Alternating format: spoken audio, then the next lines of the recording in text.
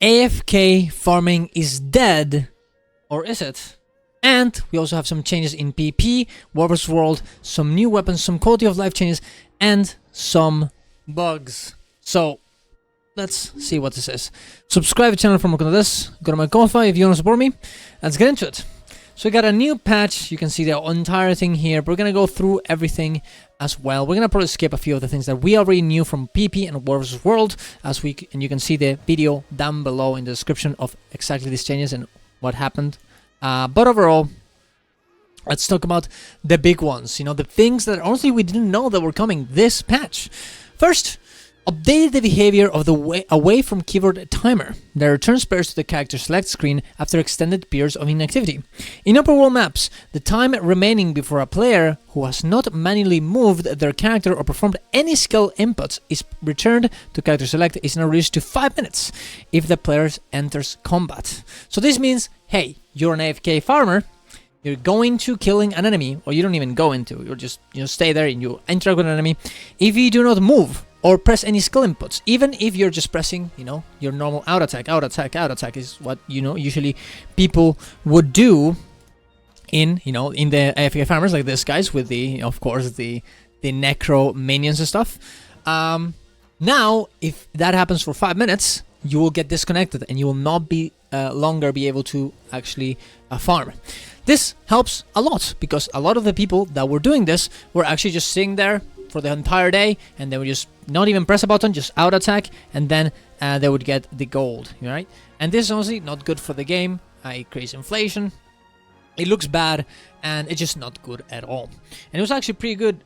It's actually pretty good gold. I'll leave a link in the description on a very interesting video that was posted by, I forgot the name of the guy, but I'll leave it in the description so you guys can see it and a full explanation on how this thing works. And even though this is actually pretty good, I'm not sure exactly if this is gonna be working for everything, right? Because yeah, sure, there's a lot of people who are not gonna be doing this anymore because they're gonna essentially have to use macros instead, or maybe get a timer on their other monitor and every 5 minutes press a button, right? So they don't get kicked, or maybe actually botting. But the thing is, those people will continue doing that. But the people that were just kind of, finding the loophole to actually just out attack over and over again and complete AFK, those people will probably stop, as in order to get to the next level of actually AFKing and actually botting and actually macroing and all this other stuff, it will require a good amount of effort, and they will be breaking TOS, therefore making them possible for a ban. So I think this is actually going to work a lot in our favor. I think a lot of people are going to stop with this. Is it going to be the most biggest thing ever? Probably not, but it definitely will help a little bit.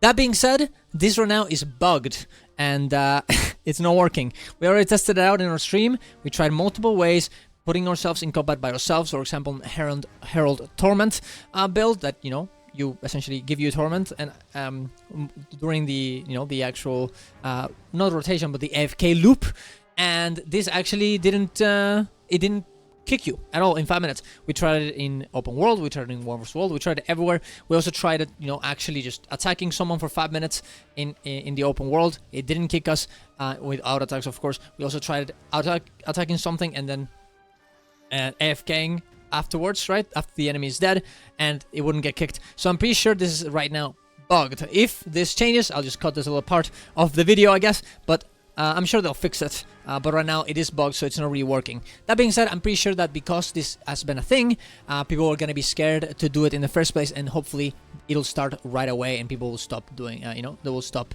AFKing, right? Which I think is very, very good, right? Next thing is communal boost bonfire changes, which is actually pretty cool.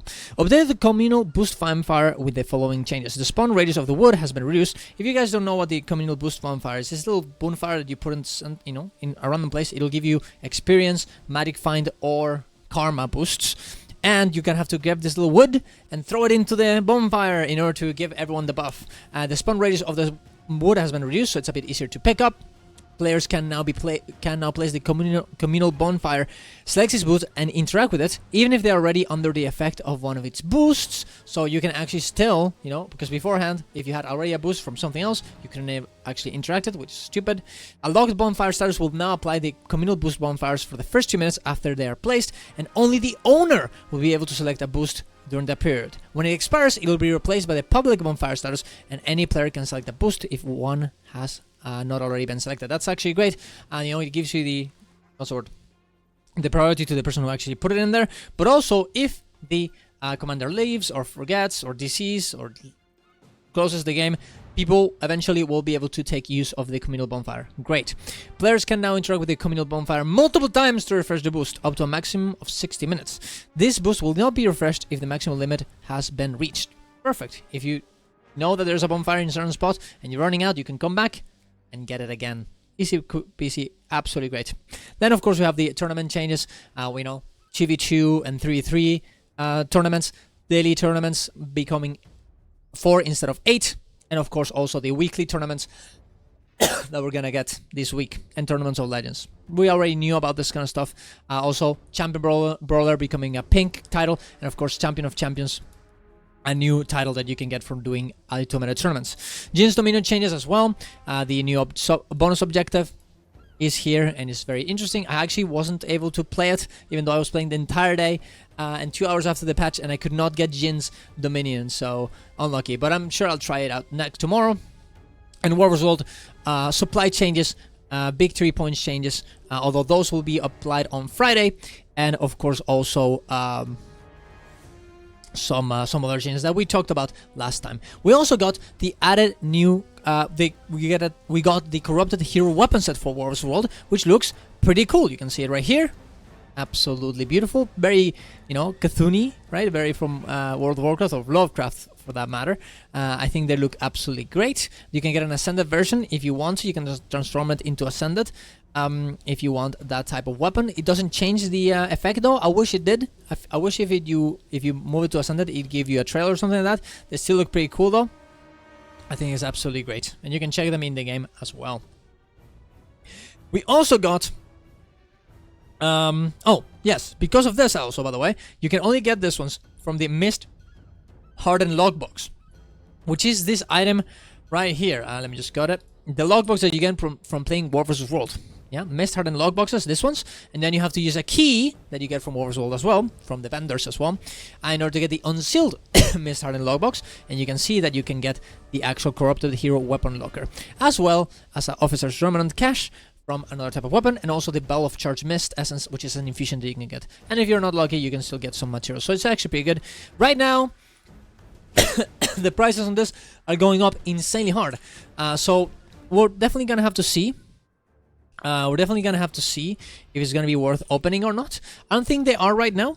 And it will be very interesting to see if the price still keeps going up or starts going down. As you can see here, it went insanely hard. I actually bought a lot of them here, a few stacks, 250 stacks. So I'm gonna be very happy when I sell this. I'm not really sure what I'm gonna do right now. I'm gonna monitor what the situation is and use my little brain to decide on what to do. But it does seem like it's very interesting, and we'll definitely see if it's if it's worth opening them or instead of selling them. That being said, I had some friends actually open a few of them, like hundreds of them, and they did not get. Well, I had a friend who opened 106, I think it was, and he did not get one of the boxes, which I guess makes sense. You can see it in the preview that is actually on the very, very hard to get kind of thing, right? Like you can see there is rare. I think it's a bit weird to have it on rare, as the infusion is also there, so it's, I guess, as likely to get the infusion than it is to get the weapon locker, which is kind of insane. So yeah, this I'm not sure if it's worth opening for this ones right now. Maybe they'll up the win rate or the drop rate or something. We'll see, but yeah, I mean, there you go, I guess. You can decide on what to do yourself. We also got the variable seeds to harvest synthesizers. I don't know if you guys know, but certain pieces, I'm just gonna go to War vs. World to show, but certain towers, keeps, whatever, they will actually give you these little synthesizers that you can gather for wood, for minerals, and of course for herbs. And if you actually go for the herbs, now you're gonna get the variable seeds from the synthesizers, which are a material that you will get, that you will use in order to get ascended food, which is super cool because it makes, obviously, War vs. Worlds have another way of actually getting this in the first place, and also it makes it a bit more profitable overall. It seems like War vs. Worlds right now is going to be very profitable to use, to play, not only because of that, but also because of the boxes. So I'm very, I would recommend going there as well. Right? We also got the new PvP Rush event, which gives you a good amount of new stuff. It gives you the... Oh, there we go. Let's get in here. It gives you a good amount of stuff. It gives you some Ascended shards, some normal shards, some PvP League tickets if you're carrying for Ascended or some other weapons or armors. And the biggest things, in my opinion, is that it gives you instant reward track progress, 50 of these ones and 100 of these ones. This will be essentially more or less half a reward track, and this one will be an entire reward track. And as reward tracks are around, like, I don't know, like 20 gold or whatever, this is actually pretty good. It's pretty nice. So just think about this, this 51 as being like 10 gold, and this one essentially being 20. Pretty cool. Definitely worth doing if you don't hate PP completely. So definitely worth doing. Permanent finisher choice blocks is also an interesting one, as it will give you a choice of a permanent finisher, and a few of them can actually be sold. You can actually go check here in the wiki, permanent finisher box, and it'll tell you which ones are the most expensive. I'm guessing that a lot of them are gonna go down in price as people are gonna be selling them as well, but you can see that multiple are almost 30 gold. So honestly, for the amount of PP that you have to do, like you're gonna have to be like, I don't know, do like 10 games, I guess, or something like that. I think it's gonna be very much worth doing. If you don't like PP, I completely understand, but honestly, because of this specific event, I think there's gonna be a lot of people playing, and therefore making the matches way more enjoyable, as they're gonna be less, less insanely good players and a lot of noobs, a lot of people that are trying to try the game out right now, and in a new way. I would heavily recommend though doing the dailies if you don't really like it, as there are daily achievements, and just do once a day until the until the event is over, and you will probably be fine. You'll probably be done with it. So pretty happy with it. Seems like an okay event. I don't think it's like the most insane event, but it's definitely okay as well. And we also got some new skins. Actually, we can see the new Dramatic Alchemy set. Let me just let's look at the trailer. I actually have not seen it, and so you can get a good idea of what it is, and of course what it gives and how it looks. Oh wait, no, let's make the actual quality good. There you go. There it is. You can see a little outfit there. It's part of the package, of course. It looks pretty nice. Good amount of details. But there's the big one. The Sky Scale, guys. The new Sky Scale skin. Looks pretty nice, pretty fluffy. With some bios on the side. I think it's actually pretty nice. I really find it very cute. And of course also the Divine Radiance sword skin, which absolutely looks, chef's kiss, absolutely beautiful. Now for this one, you will indeed have to gamble. Okay, you're gonna have to go in there and do a bit of Black Lion keys to get it, as it is in there, which definitely kind of sucks, honestly, because it's gonna be hard for you to get lucky enough to actually get that going. You can see it here, is right there, Divine Radiance sword skin. It looks absolutely great, and it also has a little trail. Absolutely awesome. But yeah, you're gonna have to be, you're gonna have to swipe for that. And honestly, the other part is that Black Lion keys are bugged right now. You can see if you go buy them right now. If you go to the keys, if you search for the Black Lion key chest, you cannot buy 25 of them. You can only buy the 125. So you can only buy one for 125 gems, which is definitely bad, because before you could buy one for 125 gems. You can buy 5 for a bit of a discount, and then 25, I think, for a bigger discount for buying a full bunch of them. Right now, that is not the case. If I would recommend, if you're really going for keys, if you really want this one, for now, just get the weekly Black Lion supply package. You get some other stuff as well, like guaranteed die unlock and guaranteed ward of unlock, which is pretty good if you have a lot of skins. So yeah, I would probably go for that instead. But definitely, if you really want to just buy those keys, definitely go for, you know, definitely go and wait a little bit until this is fixed. And you can see, of course, the Manticore appearance package for 2400 gems and 1600 gems for the Sky Scale and 700 gems for the outfit. Now, the gems are kind of insanely expensive right now because of this reason, so we'll definitely have to see if it goes down. I think it will go down. It will just take a little while. Now, I think that is about... Oh, no, there's a few more things, actually, that were leaked from from that shaman, of course. We have the new Sunsup skins from the... I guess it's kind of hard to tell whether they are from the 4 festivals, for the new festival that is coming, the 4 Winds festival, or they're gonna go. They're gonna be a new Black Lion set. It's really hard to know, but they look pretty cool, and I'm very, you know, I'm probably gonna get them because they look pretty nice. We also have the a magical cape that we're gonna probably get in a few rotations of the gem store later on. Looks pretty nice. Kind of looks something like you would get from like the Wizard's Tower, but also from the Eternal, from the magical set. You know, this one, right? Honestly, it will combine very well with. Let me just show it to you guys. It's a very good set. This one, right? To be a magical girl, right? We didn't have a cape, now we do. We also got a new emote that I'm guessing is also gonna go from. I'm guessing this one is gonna go for PL Throw Emote Dome. Is gonna go for the next Black Lion chest that will come out with the next patch as well. And also, I guess you use I guess you use for the pedal throw. You like send some pedals, I guess. And then we also have the fishing, new fishing rod skin. Looks pretty cool. Honestly, that looks beautiful. Damn, pretty edgy. No, not edgy, but pretty beautiful. They have even a little hearts on the end. Yeah.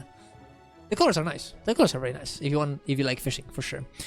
A mini sea turtle as well. There you go.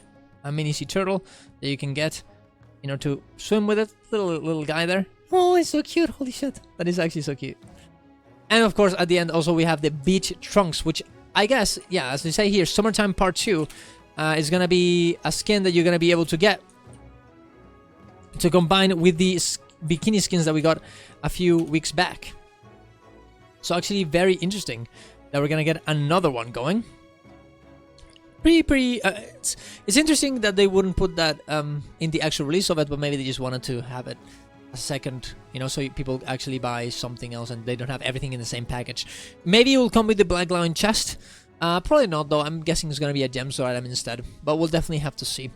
And we also have the Thunderous, the Bazaar traded weapon chest. Yes. Okay. So this is actually kind of a sneaky little thing. You can actually get these weapons right now. The new weapons from the new 4 festivals. 4 festivals festival, I guess, event. You can get these new skins that were not in the game beforehand. The Thunder's Warhorn, Thunder's Longbow, and Thunder's Greatsword from getting Black Lion keys. And holy fuck, they look beautiful. Look at that. Because every time you actually open a Black Lion chest, you're gonna be able to see that you're gonna get this little Nashblade Sephiroth supply box. And each time you do it, it's very rare, but you could get it. You can get the Bazaar traded weapon chest that will let you get one of these ones. And if you're lucky, I guess. Oh no, you choose actually. So you can choose to get the new ones that, you know, they will be released later on later on the month, not in the month. Yeah, later in the month, for sure. If you so want it. Very interesting, actually. Very interesting little thing that you can actually get. Kind of a weird one that it is actually doable that way, but yeah, very interesting. So there you go. That's essentially everything we got in this patch. Pretty interesting stuff. Yeah, I mean, I hope that you liked it. I hope they like this patch. I think it's a pretty meaty patch in terms of things to do, things to look out for, and things to play. So definitely gonna be playing the game a good amount. Yes, tomorrow we're probably gonna do some more giveaways on Twitch chat. Every time I lose a PP game, I'm gonna be blasting PP on Spellbreaker because it's very fun. But there you go. Thank you very much for watching, guys. See you guys around. Love you all. Bye bye.